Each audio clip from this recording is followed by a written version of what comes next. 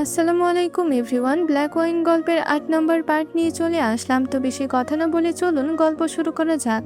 কি হলো, কথা বলছো না কেন? কায়ান সিরাপের ধমকে চেরি কেঁপে ওঠে, মাথা খাটিয়ে আমতা আমতা করে জবাব দেয়, না মানে আমি আসলে দেখতে এসেছিলাম। কায়ান সিরাপ আগের মতোই গম্ভীর গলায় বলে, কি? এবার চেরি শুকনো ঢোক গিলে বলে, এমনি দেখতে এসেছি। কায়ান সিরাপ চোখ ছোট ছোট করে কিছুক্ষণ চেরির দিকে তাকিয়ে থেকে বলে, এদিক সেদিক ঘুরে বিশেষ কোনো ফায়দা তোমার হবে না। এই পুরো মনফিল ভিলায় মাত্র একটাই দরজা, যার এপাশে দুনিয়াবি নরক আর তো অপর পাশে মুক্তি, যা আজ পর্যন্ত কেউ দেখেনি। কায়ান শেরাফের কথায় চেরি চমকে ওঠে। সে কি করে বুঝলো চেরি পালানোর পথ সন্ধানে এখানে? চেরি ভয়ে নিজেকে আরো গুটিয়ে নিল। এই কথা যদি আজফারকে বলে দেয় তখন? আজফারের সঙ্গী আজফারের মতোই হবে। কোনো ভালো মানুষ নিশ্চয়ই আজফার ইজানের সাথে থাকবে না। চেরি নিজে থেকেই মনে মনে কায়ান শেরাফের সম্পর্কে একটা ধারণা তৈরি করে নিল। কাপা কাপা কণ্ঠে চেরি নিজের হয়ে সাফাই দিয়ে বলল, তেমন কিছু না, আমি শুধু এখানেই এমনি।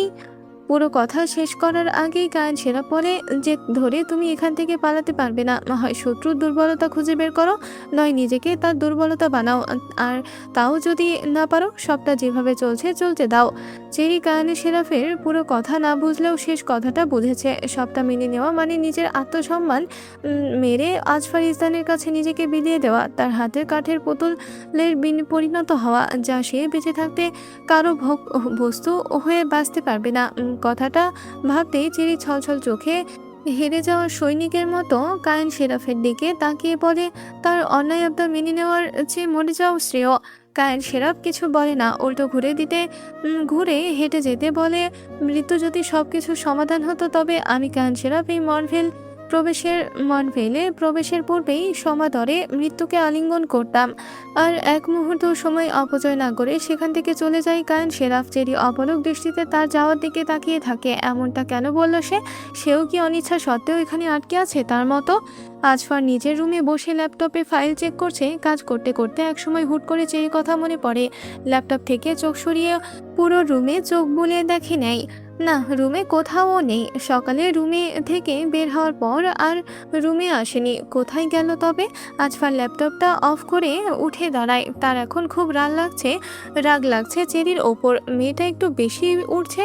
তার পাখনা পাখনা না কাটলেই নয়। এই মেয়েকে এইবার রুমে এনে বেঁধে রাখবে। কথাটা ভাবতে ভাবতেই চেরি গতকাল যে রুমে ছিল ওই রুমে ঢুকে যায়। চেরি চারিদিকে তাকিয়ে চেরিকে না পেয়ে কপাল কুঁচকে ফেলে।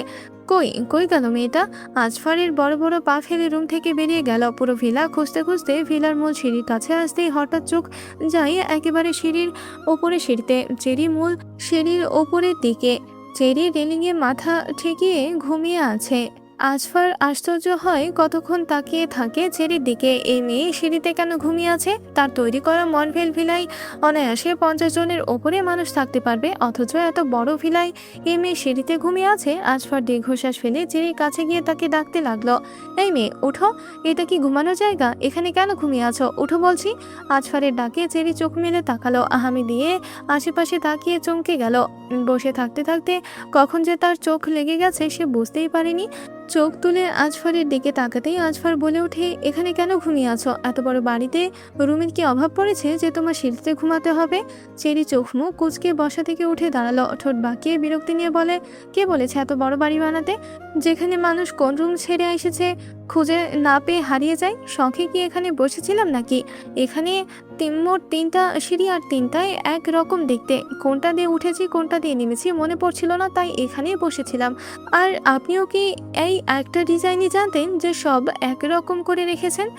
আপনি অন্য ডিজাইন না জানলে পুরো কথা শেষ করার আগেই আজফার চেরিকে নিজের কাঁধে তুলে নিল। চেরি ভয়ে কথা বন্ধ করে পেছন থেকে খামচে ধরে আজফারের সিঁড়ি বেয়ে নামতে নামতে বলে, বড্ড বেশি জবাব চলে তোমার। এখন রুমে নিয়ে গিয়ে শিকল দিয়ে তোমাকে বেঁধে রাখবো, আর হারাবে না। চেরি আজফারের রুমে বিছানায় চুপ করে বসে আছে। আজফার সত্যি সত্যি তাকে শিকল দিয়ে বেঁধে রেখেছে। তবে এবার চেরিও বাধা দেয়নি, কারণ চেরি ভালো করে জানে বাধা দিয়ে ও আজফারকে থামাতে পারবে না। তাই শুধু শুধু বাধা দেওয়ার মানেই হয় না। এখন চেরি বসে বসে একবার নিজের শিকলবন্দি পায়ের দিকে তাকাচ্ছে, তো আরেকবার ল্যাপটপের কিবোর্ডে চলতে থাকা আজফারের হাতের দিকে। আজফার শিকল পরানোর জন্য যখন চেরির পা ধরেছিল তখন চেরি লক্ষ্য করেছে তার পা আজফারের হাতে থেকে ছোট। তার ইলহাম ভাইয়ের চেয়েও আজফারের হাত বড় বলে মনে হয় চেরির কাছে। হঠাৎ ইলহামের কথা মনে পড়তেই চেরির মুখ ছোট হয়ে গেল। ইলহাম তাকে খুব আদর করত, ছোট বোন ইমার থেকেও বেশি। আচ্ছা, সে এখানে আসার পর কি ইলহাম তাকে খুঁজেছে, নাকি সেও তার বাবার মতো তার থেকে মুখ ফিরিয়ে নিয়েছে? ভাবনাটা তার মাথায় আসতেই তার বুক কাঁপছে, অস্থির লাগছে, দম বন্ধ হয়ে আসছে যেন। চেরি বুকের বাঁ পাশে হাত দিয়ে ঘন ঘন শ্বাস ফেলে নিজেকে সামলে নেয়। তবে তখন কায়েন শেরাফকে নিয়ে ভুল ধারণা করে তার কথা বেশি গুরুত্ব না দিলেও এখন তার মনে হচ্ছে কায়েন শেরাফের কথাগুলো হেলাই ফেলে দেওয়ার মতো নয়। শক্তি, বুদ্ধি সবই তার থেকেও বেশি। আজফার ইজদানের দুর্বলতাই তাকে এখান থেকে মুক্তি করতে পারবে, কিন্তু তার কিভাবে খুঁজে বের করবে আজফার ইজদানের দুর্বলতা?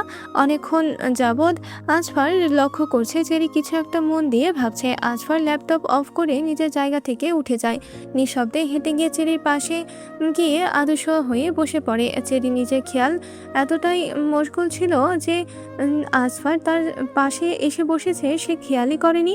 আজফার একটু চেরির দিকে এগিয়ে গিয়ে তার কানের কাছে মুখ নিয়ে গিয়ে ফিসফিস করে বলে, এত কি ভাবছো রেড ওয়াইন? আচমকা এরকম কিছু হওয়ায় ঘাবড়ে গিয়ে চেরি এক প্রকার লাফিয়ে উঠল। কানে হাত দিয়ে পিছু হতে চায় সে। পাশ ফিরে আজফারকে দেখে বলে, আপনি? আজফার আরেকটু উঁচু হয়ে চেরির দিকে ঝুঁকে পড়ে। আর কে হবে, ফাকিং সুইটার? আজফারকে নিজের দিকে ঝুঁকে পড়তে দেখে চেরিও আরেকটু পিছিয়ে যায়। আজফারের কথা শুনে চোখ মুখ কুঁচকে তাকায়, এক আঙুল আজফারের বুকের উপর রেখে আস্তে করে নিজের থেকে দূরে সরাতে সরাতে বলে, এই জাহান্নামে আপনি ছাড়া কে আসবে? চেরির ধাক্কায় সে সরে গেলেও পরক্ষণে সে চেরির হাত ধরে নিজের দিকে টেনে নেয়। আজফার চেরিকে নিজের ওপরে এনে ফেলে, এক হাতে তার কোমর জড়িয়ে ধরে ও নিজের সাথে মিশিয়ে বলে, কি ভাবছিলে রেড ওয়াইন? এখান থেকে পালানোর কথা? চেরি আজফারের উপর থেকে সরে আসার জন্য মুচড়ামুচড়ি করতে লাগলো, কিন্তু নিজেকে ছাড়াতে পারে না। সে যত নিজেকে ছাড়াতে চেষ্টা করে আজফার তত তাকে নিজের সাথে চেপে ধরে। এক সময় হাল ছেড়ে স্থির হয়ে যায় চেরি, অসহায় চোখে আজফারের দিকে তাকিয়ে বলে, ছেড়ে দিন প্লিজ, দূরে থেকেও কথা বলা যায়। আজফার হাসকে সুরে বলে, কিন্তু আমার তো তোর সাথে এভাবেই কথা বলতে ভালো লাগে রেড ওয়াইন। আমার কাছে আর আমার প্রশ্নের জবাব না পাওয়া পর্যন্ত কোনো ছাড়াছাড়ি হবে না, শুধু ছোঁয়াছুঁই হবে। চেরি নিজের কান চেপে ধরে বলে, চুপ করুন আপনি, নোংরা লোক। আজফার তখন বলে, হানি আনসার মি, কি ভাবছিলে?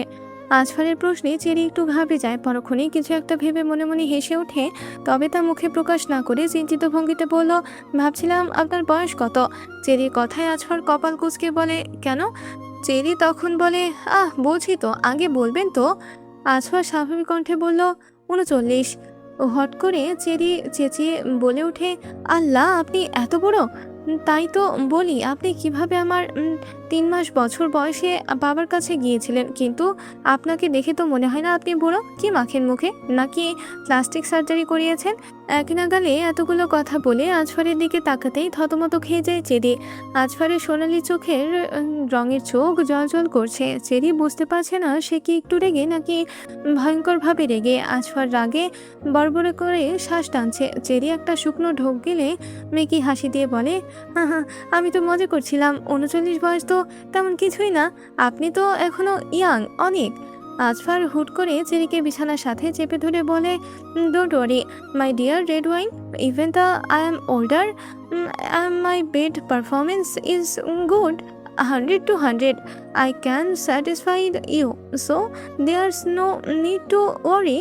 You may try if you want to. Cherry আজফারের কথা শুনে চেঁচিয়ে উঠল, নাউজুবিল্লাহ, আস্তাগফিরুল্লাহ। সে আজফারকে ঠেলে সরিয়ে বেড থেকে এক লাফে নেমে যায়। আজফার চেরিকে নেমে যেতে দেখে বলে, কি হলো রেড ওয়াইন, ট্রাই করবে না? চেরি আজফারের দিকে তাকিয়ে বলে, আমার পা খুলে দিন, আমি অন্য রুমে যাব। আজফার চেরির কথার পিঠে বলে, পালিয়ে যাও। তবে এত কিছুর মধ্যে চেরি বেমালুম ভুলে গেছে কায়েন শেরাফের বলা একটা কথা, নয়তো নিজেকে তার দুর্বলতা বানাও। আর তার মাথায় শুধু একটা কথাই ঘুরছে, আজফার ইজদানের দুর্বলতা খুঁজে বের করা। ইলহাম কালো পোশাক পরে মরভেলের নতুন গার্ড হিসেবে জয়েন করেছে।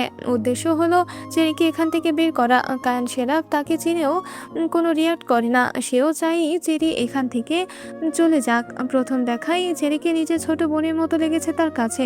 সে কেন কোনো ভাই চাইবে না তার বোন আজফার ইসলামের মতো কারো কাছে থাকুক, তেমন সেও চায় না। তাই সে ঠিক করেছে ইলহামের বিষয়ে আজফারকে কিছু বলবে না, পুরো বিষয়টা গোপন করে চাপা দিয়ে রাখবে। এই প্রথম সে আজফারের থেকে কিছু গোপন করবে ভেবে দীর্ঘশ্বাস ফেলে। আজফার একবার জানতে পারলে তার কি হবে সে নিজেও জানে না, কিন্তু যা হবে তা পরের কথা। এখন যা হচ্ছে হোক, পরেরটা না হয় পরে দেখে নিবে। ইলহাম চেরিকে খুঁজতে ভিলার মধ্যে পা রাখতে যাবে, তখনই পিছন থেকে কায়েন শেরাফ কঠিন সুরে বলে ওঠে, কোনো কিছুতে তাড়াহুড়ো করা উচিত নয়। মন ভেলে করা একটা ভুল প্রাণ হারানোর জন্য যথেষ্ট। কায়ান আর একটা কথাও না বলে সেখান থেকে চলে যায়। ইলহাম ও কায়ানের কথার মানে বুঝতে পেরে সাবধান হয়ে যায়। কায়ান শেরাফ ঠিক বলেছে, তাড়াহুড়ো করা ঠিক হবে না, কিন্তু কায়ান শেরাফ তাকে সাহায্য করছে, তার মানে সে তার উদ্দেশ্য সম্পর্কে অবগত।